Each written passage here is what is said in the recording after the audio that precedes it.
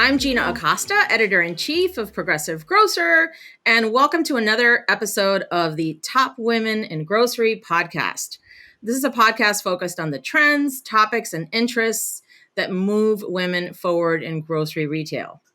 So in this podcast series, we are shining a light on the extraordinary women in the grocery industry who have had successful careers and interesting lives, and who are also making a positive impact in the workplaces that they work in and in their communities.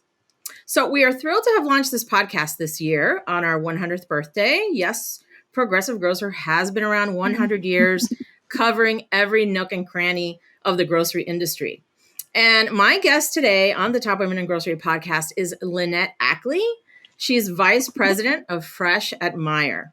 Now, for those of you out there who have never been in a Meijer store, which is amazing, and who don't know much about the company, let me just give a brief little overview about Meijer.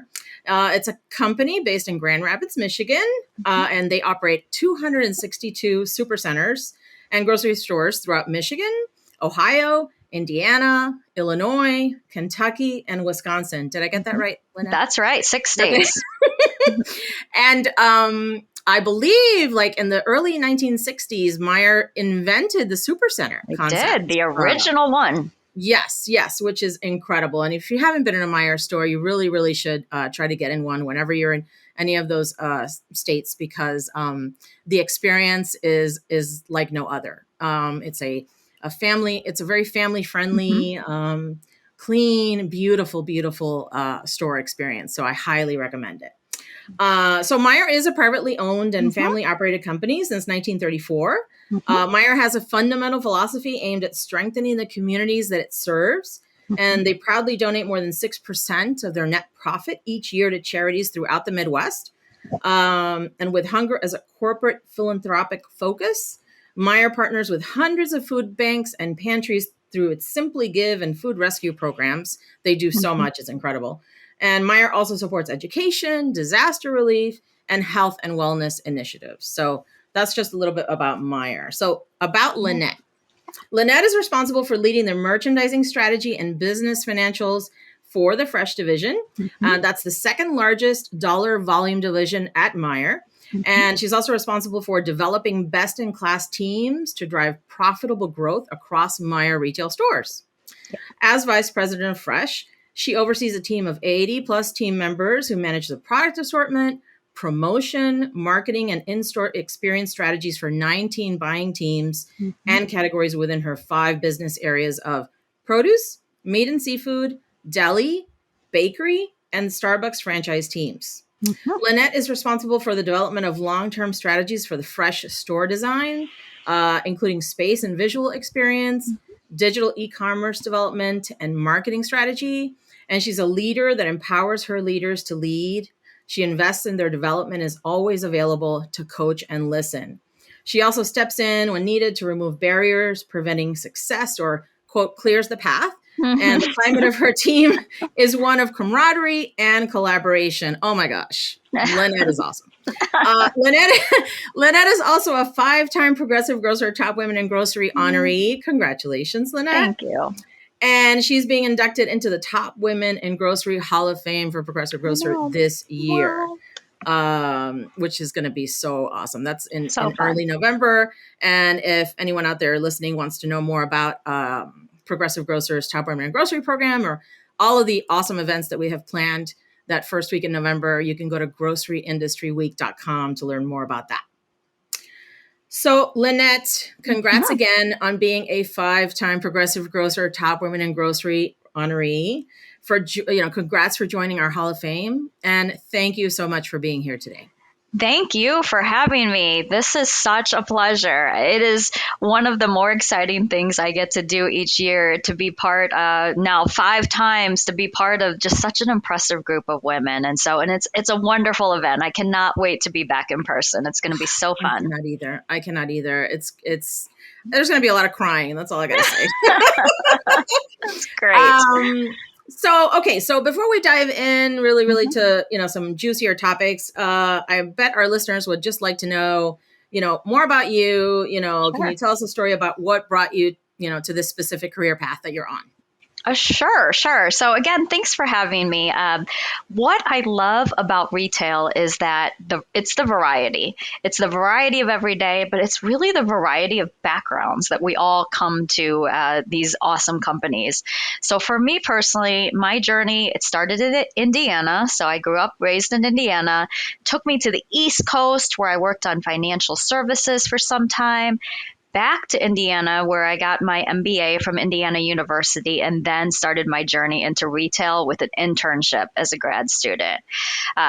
Spent some time in Minneapolis at Target stores, buying multiple different businesses there, and just really getting immersed in retail. And then 11 years ago now, came home to Meijer, which I grew up with Meijer, shopping the stores, and I've just had a wonderful time in my past 11 years here. I've been in the beauty business, the baby business, card and party. I did a little, and now leading our fresh foods area, which is just so exciting and so gratifying too in this time of customers eating at home. So it's been quite a journey. I think that is what is exciting for everyone, is we all have just such unique backgrounds to what's brought us here today.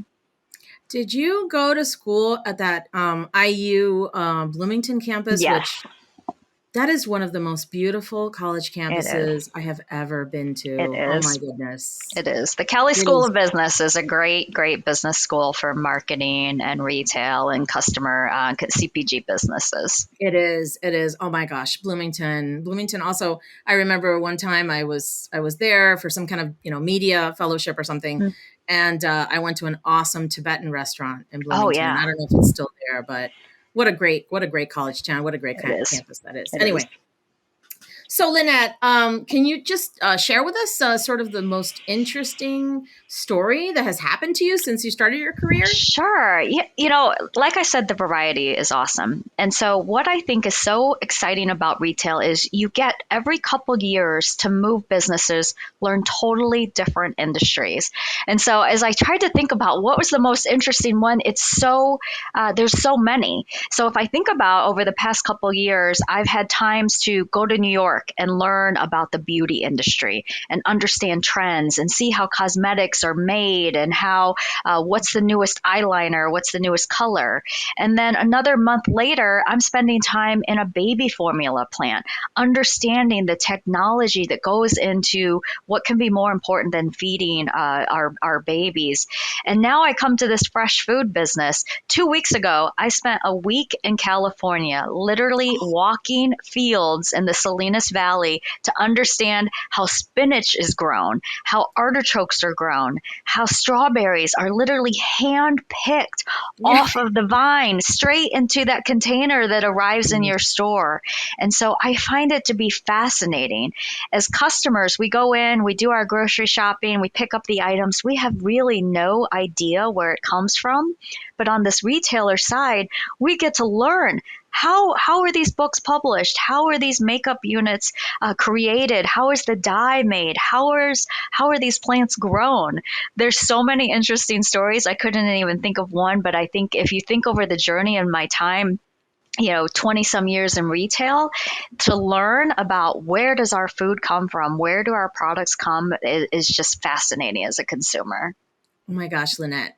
I was freaking out when you were talking about California because, as I mentioned to you Yeah. before we got on, I was in California a couple of weeks ago and I was doing the same thing. It I is. was walking Were you fields. really? Yes. I don't know if I was in the Salinas Valley because Yeah. I'm not sure where.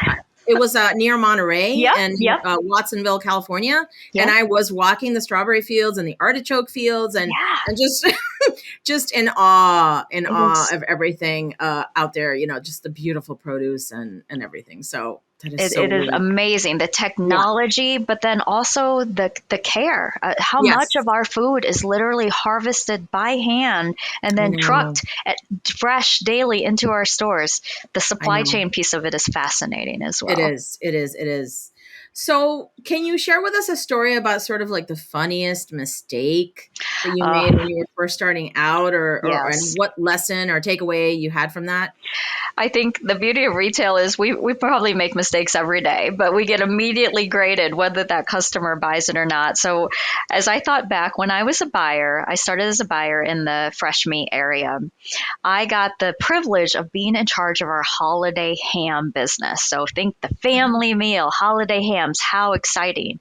My analyst and I thought we bought our holiday hams. We thought it came in a case pack of 2 hams.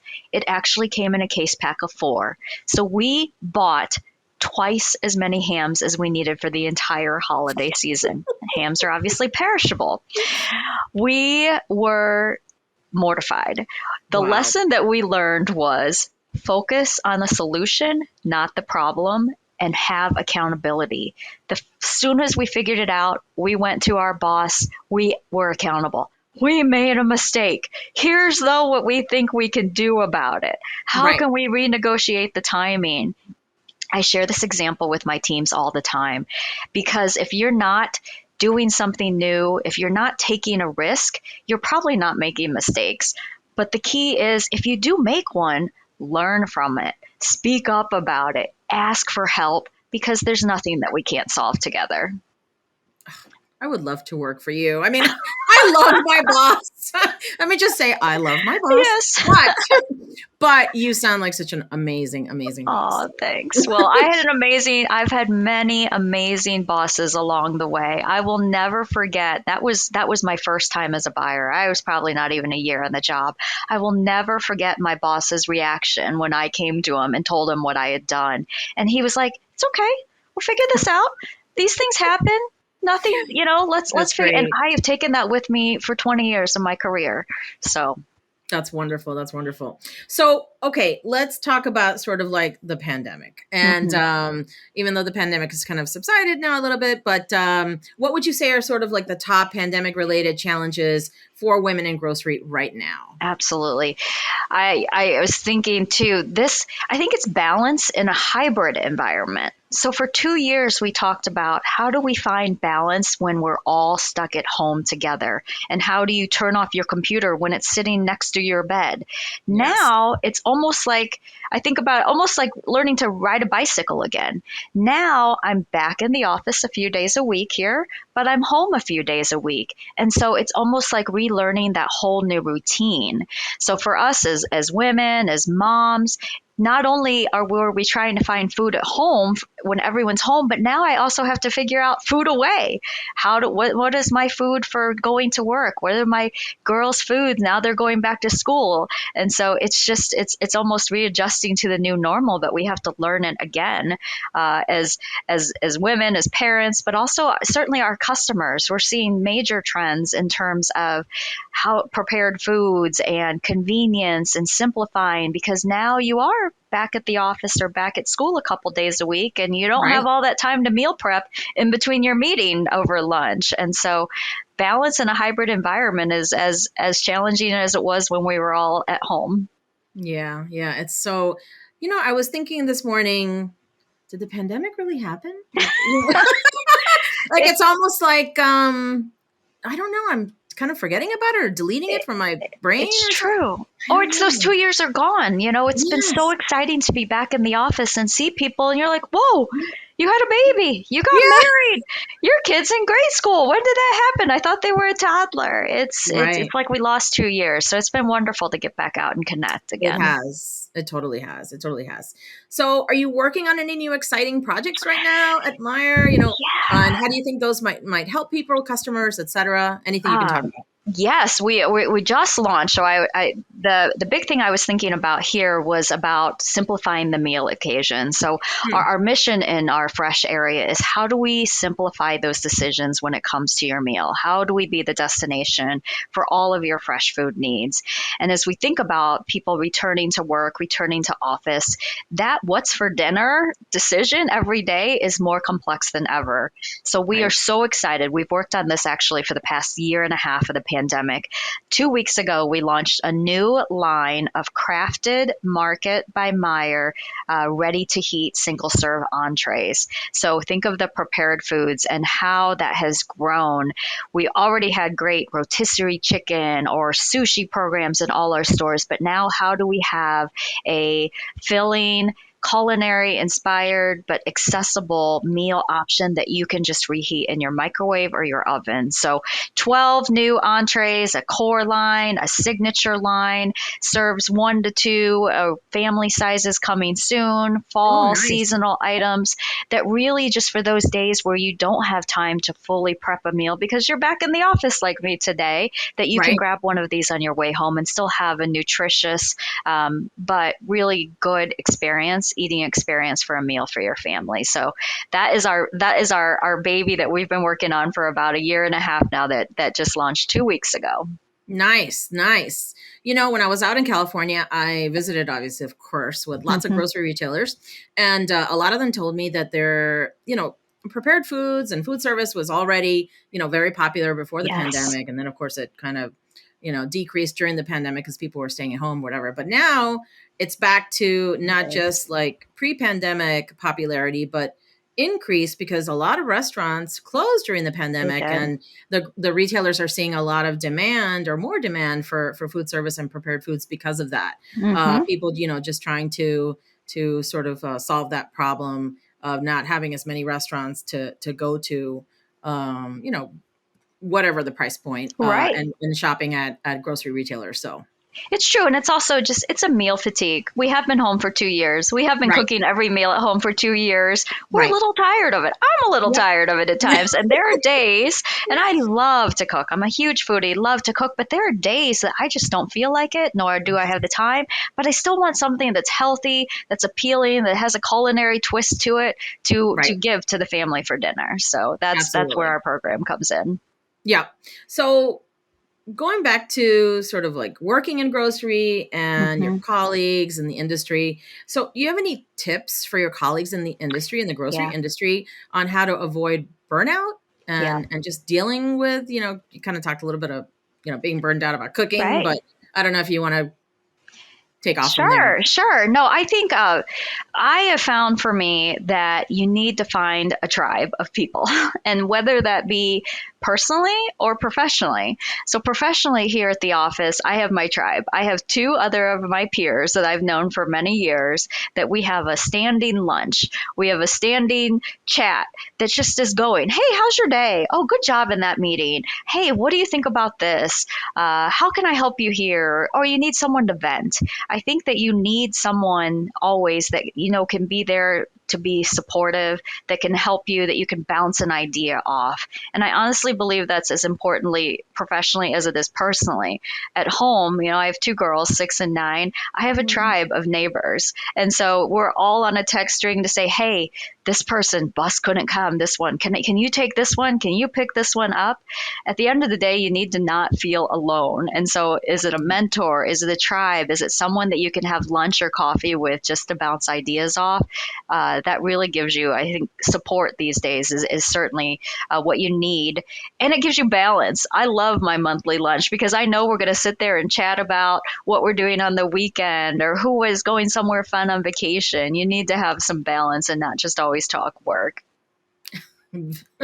Absolutely, absolutely, and I'm really glad that people are getting back to that, Yeah. because we had that 2-year period where Yeah, it's we were really lonely at missing times. that.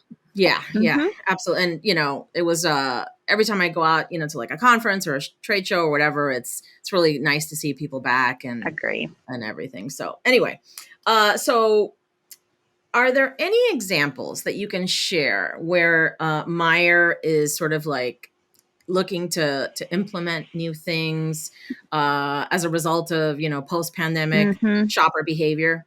Yeah. It's been so interesting to see the shopper behavior evolve. You can't even predict some of the changes. Who would have ever thought what we just went through? I'd say right now we are most focused on the impact of inflation for our customer, and what does that mean in terms of inflation in retails and gas. And so I'd say we have always been focused on growing our own brand, our private label Meyer brand. But how do we even? I think we've doubled, tripled efforts to ensure that we have good in stocks, good variety, good trend, and just opportunity for our customers to have access to really quality product, but at a good value. I think we've also, in our fresh business, I can tell you, we've really taken a look at any sort of fixed income and pack sizes. And so during the pandemic, it was large family packs because you wanted to stock up and not have to go to the stores often. Right. Now, on a more fixed income, you maybe don't want to spend $20. You want to buy a meat center of the plate protein and have a smaller size available. So just ensuring we have all sizes available. And then how do we think about value every week when we put items? What's going to be that front cover item to ensure that there is great value? It's been an interesting, I think, two separate ends of the spectrum. On one, you want value and freshness, and on the other, you still want these moments of indulgence or Yeah. sort of nostalgia that you get through food. And so I think of some of our really successful programs have been in some of those indulgent premium areas like macaroons or the really deep indulgent filled cupcakes, because maybe you don't want to buy a huge big cake, but you want something sweet to celebrate that it's Friday. And so how do we have great variety there in some of our programs? I think being a super center, but a grocer at heart, we have a wide range of customers that are looking for a wide range of products. And so how do we Hmm. figure out what's the right value and quality to satisfy all of their needs? It should be interesting, the holidays, right? It should be interesting. I Mm-hmm. wonder, I'm sure value is going to be It a big is. theme, for the shopper, and the Thanksgiving meal. Who knows what it's going to Right. cost this year? It's true. I'm sorry. It is a tough. The supply chain of the food industry is still very very challenged to keep up It with is. demand. But I think what's exciting, a lot of the research that we've seen is that the family meal that has really come back since our 2 years at home is still so important. And so Right. that's where we really can play a role as the grocer and the local grocer. Is how do we uh, make that family meal simple and accessible, whatever kind of meal you're looking for. Yeah. Yep. Lynette, thank you so much for Yeah. being here with me today. I'm so grateful. I love it. It's so nice to talk to you. I can't wait to see you in person in November and meet all of Can't these wait. other wonderful women honorees. I just appreciate so much what Progressive Grocer has really done for women in our industry, and I'm happy to be a part of it. Thank you so much. Thank you so much. And, for more information about the Top Women in Grocery podcast, please visit progressivegrocer.com/podcasts. And you can subscribe to the series wherever you typically listen to podcasts, including on Apple, Google, and Spotify. Next time on the Top Women in Grocery podcast, we'll be exploring career development in grocery and have practical advice on how to thrive in a multi-generational workforce. And finally, do you have an idea for a Twig podcast topic? We really do want to hear from you, so please send me an email at giacosta@ensembleiq.com. I'm Gina Acosta. See you next time. Thank you, Lynette, for being here once again. And thank you to everyone for listening.